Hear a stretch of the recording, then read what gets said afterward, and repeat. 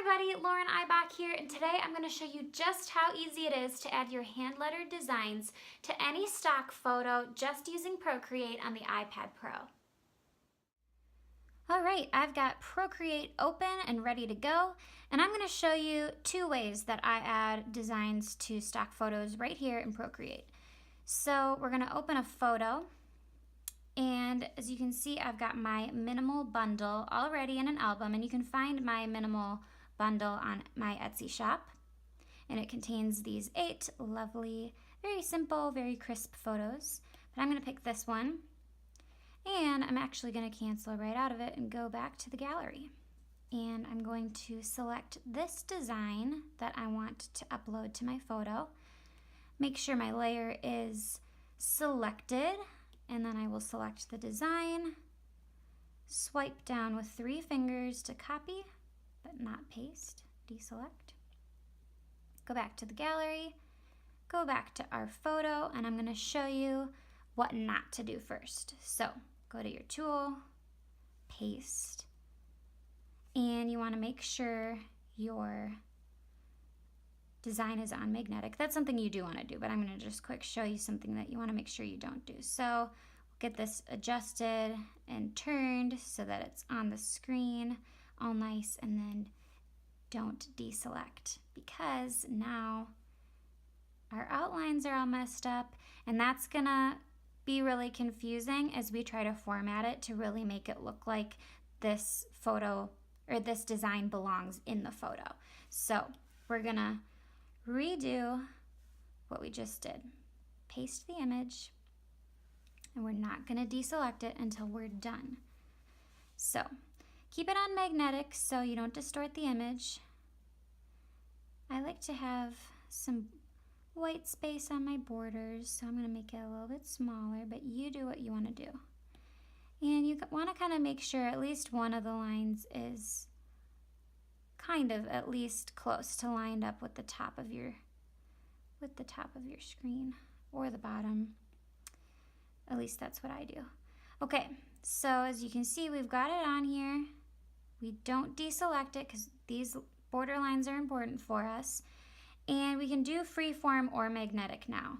And the trick to making it look like it belongs on the screen and it's not just this design floating on there is making sure our border lines are parallel, making sure our border lines are parallel with the sides of our iPad screen. So I'm going to go to freeform, and I'm just going to hold down in order to move it around, because if I don't hold it down, it's just going to resize. So I'm going to hold down, and then it'll allow me to distort the image like this. But I'm going to make sure that it's pretty parallel. It doesn't have to be perfect. No one's going to be looking at that closely, I hope. And that looks pretty parallel with the bottom, pretty parallel with the top.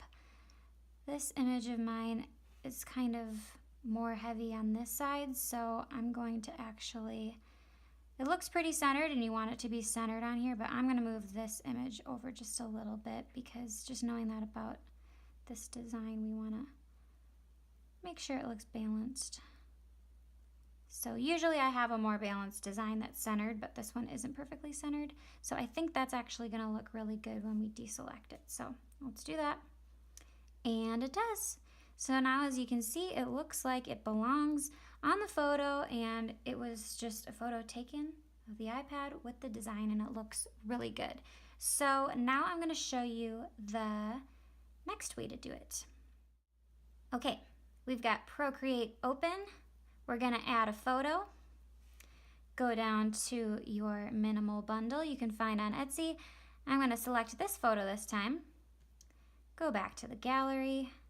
And now I'm going to pick this design. And I picked one with a colored background to just show you that you can add any colored background onto these photos. So one thing you can do is you can take a screenshot of your actual project if you want to make it look like you're doing a work in progress sort of thing. And then you can press done and save to photos. But what I like to do is I like to do just full screen finished shot. So with 4 fingers, I'm going to tap on the screen to bring us to full screen. I'm going to adjust and make sure it's pretty centered. It doesn't have to be perfect for this video. And then I'm going to screenshot that and save it to my photos. Okay, so now I'm going to go back to the gallery, back to our photo, and I'm going to go to our tool, insert a photo, and right here, as you can see, we've got our design. And I'm going to show you my special little trick. I turn down the opacity so that I can see still the blue outline of my design that I'm adding, but I can also see the white of the screen. And I'm going to do that before I shrink it down, because I've noticed that the more I select and deselect as I resize, the blurrier and more, I don't know, the lower quality the image becomes in Procreate. Maybe that's just me, but that's kind of something that I personally have noticed. So I've found that the fewer times that you select and reselect as you're resizing, the better your image is going to look. And that's important to me because I spend so much time on these designs, and I invested time and money in these stock photos, so I want them to look the best they can. And I'm sure you do too. So I'm going to do the same thing that I did in the last one, where I kind of try to just make it a little bigger so I can see what I'm working with here. And I've still got my layer selected with the image we're adding, and we're going to select it, and we want to be on free, or we can be on freeform or magnetic. That's a good thing to mention. So we're going to just leave it on freeform because we can. It's easier this way. And what I like to do is again, we're going to select these sides.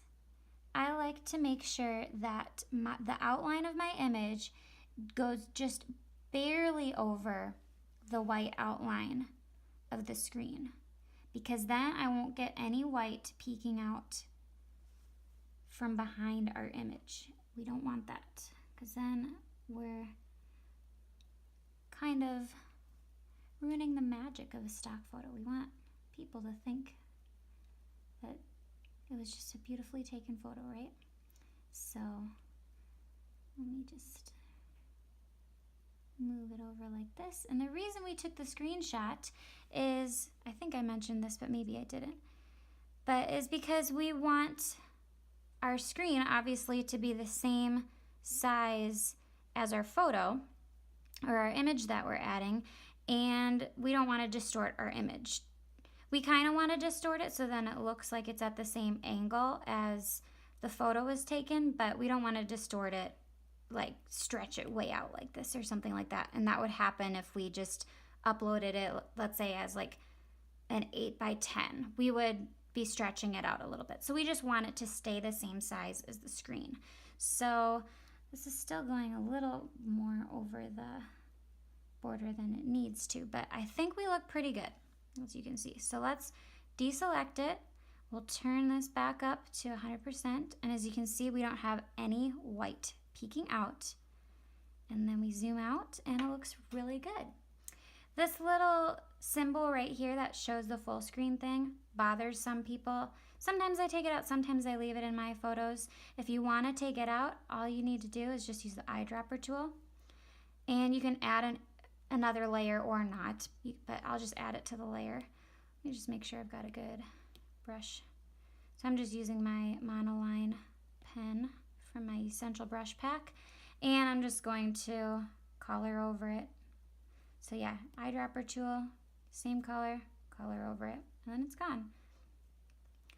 But yeah, it looks really good and crisp, and it looks like it belongs right on the photo. So if you have any other questions about how to do this, please leave it in the comments. I hope I covered everything, but yeah, it's, as you can see, really easy to do, and the more you do it, the quicker you'll get at it. So thanks for watching.